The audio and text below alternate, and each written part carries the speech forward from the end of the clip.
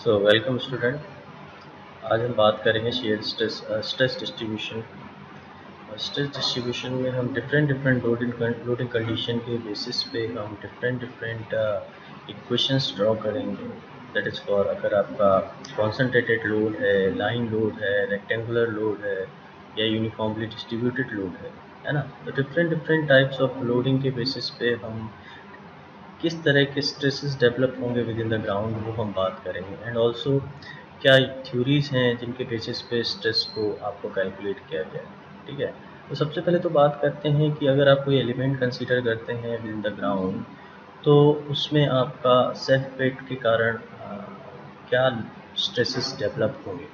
ठीक है, कोई भी एलिमेंट अगर आप एक्स वाई जेड डेप्थ पे या जेड डेप्थ पे कंसीडर करते हैं, ठीक है ना, तो vertical stress that is what sigma at z कितना आएगा आपका, that unit weight of that soil and किस डेप्थ पे आपका एलिमेंट एग्जिस्ट कर रहा है। तो that vertical stress at a point within the soil mass situated at a depth of z below the ground surface. तो यहाँ पे आपने वर्टिकल स्ट्रेस कैलकुलेट कर लिया किसी जेड डेप्थ पे जो एलिमेंट आपका एग्जिस्ट कर रहा है।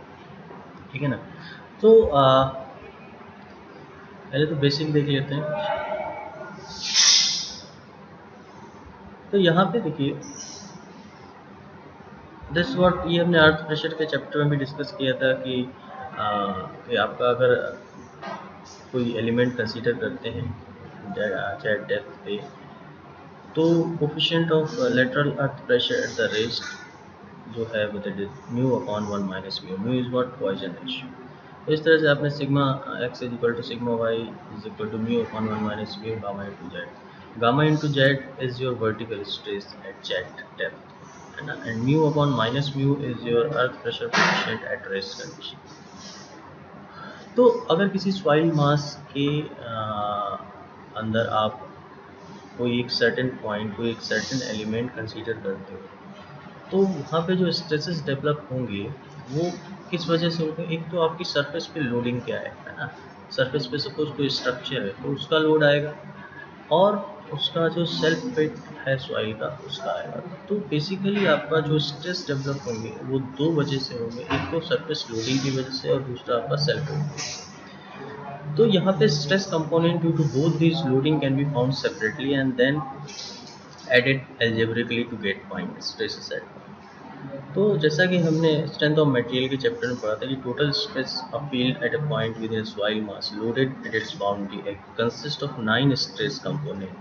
9 स्ट्रेस कंपोनेंट यहाँ पे देखिए आपको दिख रहा है, अगर मैट्रिक्स के फॉर्म में आप देखो यहाँ पे, तो सिग्मा एक्स एक्स है ना, sigma y y, sigma z z, and also this is what normal stresses. And shear stress की बात करेंगे तो शेयर स्ट्रेस भी आपका हर प्लेन पे एक्ट करेगा। तो इस तरह से आपके 9 एलिमेंट, 9 स्ट्रेस कंपोनेंट आपके एक स्क्वायर मैट्रिक्स में हमने फॉर्म किया।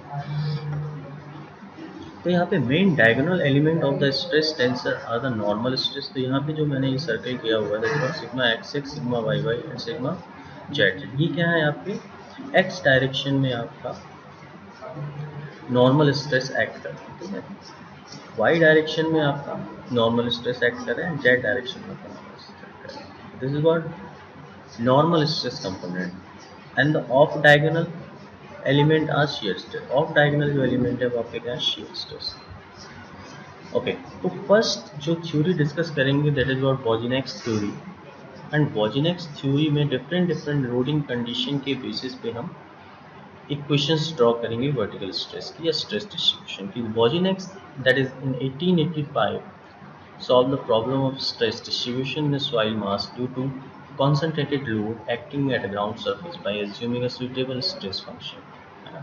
यहाँ पे इन्होंने कुछ assumptions दिए हैं, उन assumptions के basis पे ही आपका जो equation है वो draw होगा। तो first assumption is what soil mass is an elastic medium for which the E value, that is Young modulus of elasticity, is constant. This is what आपका जो सॉइल मास है जहाँ पे आप स्ट्रेस कैलकुलेशन कर रहे हो वो आपका मीडियम जो है वो इलास्टिक है। And second very important assumption, the soil mass is homogeneous, isotropic and semi inclined. तो अगर मैं होमोजीनियस की बात करूँगा तो in simple term each and every point पे अगर आप प्रॉपर्टी क्लियर चेक करोगे तो आपकी आइडेंटिकल मिलेंगी। अगर आप आइसोट्रोपिक की बात करते हो तो आइडेंटिकल इलास्टिक प्रॉपर्टी आपको मिलेंगी in all the direction through any point of it. Semi infinite की बात करेंगे तो it extend infinitely in all direction below a level surface. ठीक है, तो यहाँ पे 3 टर्म आपके हैं, that is what very important assumption the soil mass is homogeneous, isotropic and similar। इस कंडीशन के बेसिस पे ही आपका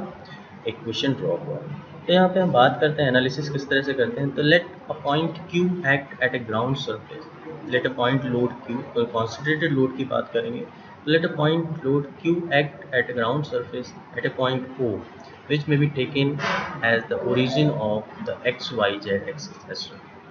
तो यहाँ पे जो बात हमने करी है वो की है, ये आपका क्यू पॉइंट लोड है जो एक्ट हो रहा है इस ग्राउंड सरफेस पे। तो विद इन द सॉइल किस तरह से आपके स्ट्रेसेस डेवलप होंगे वो हमें कैलकुलेट करना है। ठीक है, तो यहाँ पे देखिए ये लाइन डायग्राम दिया हुआ है, Q stress Q load act हो रहा है एंड ये आपने एलिमेंट कंसीडर किया, तो इस एलिमेंट पे आपके वर्टिकल स्ट्रेस और हॉरिजॉन्टल स्ट्रेस एक्ट होंगे। ठीक है ना, शेयर स्ट्रेस एक्ट होंगे। तो इसके बेसिस पे हम इक्वेशन ड्रॉ करेंगे।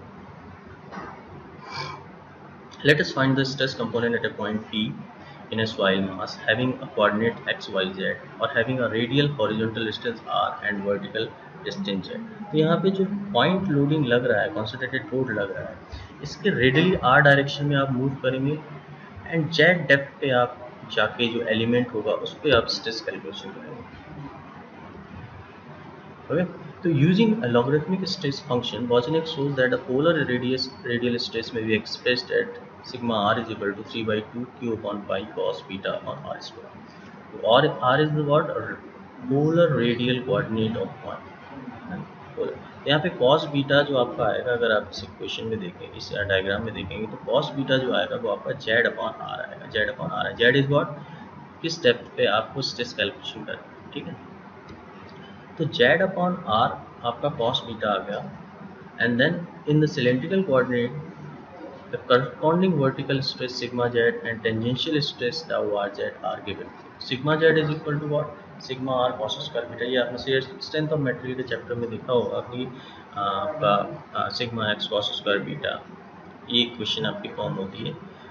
तो यहाँ पे सिग्मा r की वैल्यू हम पुट कर देंगे, that is what 3/2 q upon pi cos beta upon r square and cos square beta एक पहले से ही यहाँ पे कॉस की बीटा अपॉन आर स्क्वायर हो जाएगा। तो इसको सॉल्व करेंगे तो आपका सिग्मा जेड आ जाएगा 3/2 q upon pi z q upon r की पावर।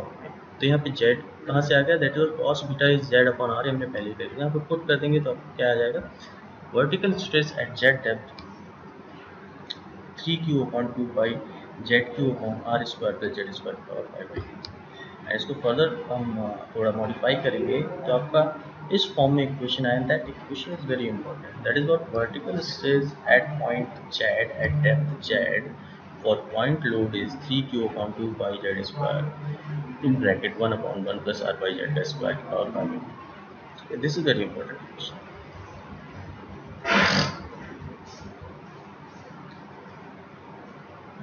मैं कैलकुलेशन प्रोसेस दिखाया इस तरह से हमने सॉल्व किया पूरा।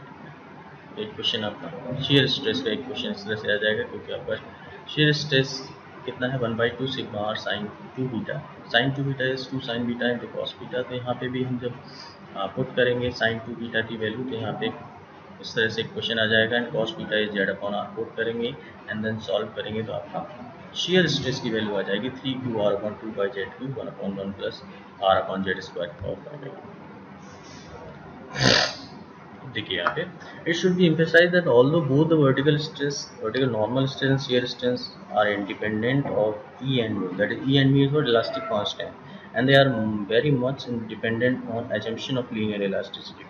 तो equation 1 में भी written है। equation 1 कौन सा था, equation 1 था vertical stress at z depth, this is what question 1। तो यहाँ पे इस equation को हम आगे मॉडिफाई करेंगे तो यहाँ पे सिग्मा जेड को हम कुछ इस तरह से भी लिख सकते हैं, that is what A V into Q upon z square. A V is what Bojanics influence factor, Bojanics influence factor, that theory is given by Bojanics, so this kV factor is what Bojanics influence factor। तो यहाँ पे kV की value, kV को हमने क्या किससे replace किया, 3/2 pi into 1 upon 1 plus r by Z का स्क्वायर पावर 5। डायरेक्टली कभी कभी इस इक्वेशन से आपके प्रॉब्लम आ जाते हैं। सो The influence factor, this kV is the factor that is a function of r by z ratio. R is what? Radial direction, point load से आप radial r direction r move कर रहे हो and at z depth, तो this what r by z and that is also dimensionless parameter. So the intensity of vertical stress directly below the point load, अगर आप directly below the point load अगर आप intensity calculate करोगे vertical pressure की तो कितनी आएगी, यानी कि अगर आप directly just below the point load बात करते हो तो R is equal to what? 0, और on its axis of loading is given by that sigma z. तो R आप 0 रखोगे and then solve करोगे तो आपको sigma z की वैल्यू क्या मिल जाएगी? 0.4775 Q upon z स्क्वायर. ठीक है, तो दिस इज व्हाट वॉजिनेक्स ने वर्टिकल स्ट्रेस कैलकुलेट किया है for concentrated load of point. तो यहाँ पे जो दो इक्वेशन है आपकी, that is what vertical stress at z depth is what 3q upon 2 pi z square 1 upon 1 plus r by z square pi by 2 and shear stress that is what, ये दोनों इक्वेशन आपको ध्यान रखनी है. And also the relation between वॉजिनेक्स influence factor and the r by Z ratio, that is also very important. Okay, so आज के लेक्चर में इतना ही रखते हैं. नेक्स्ट लेक्चर में different condition, different loading condition और भी देखेंगे एंड देन इक्वेशन को ड्रॉ करेंगे. ओके.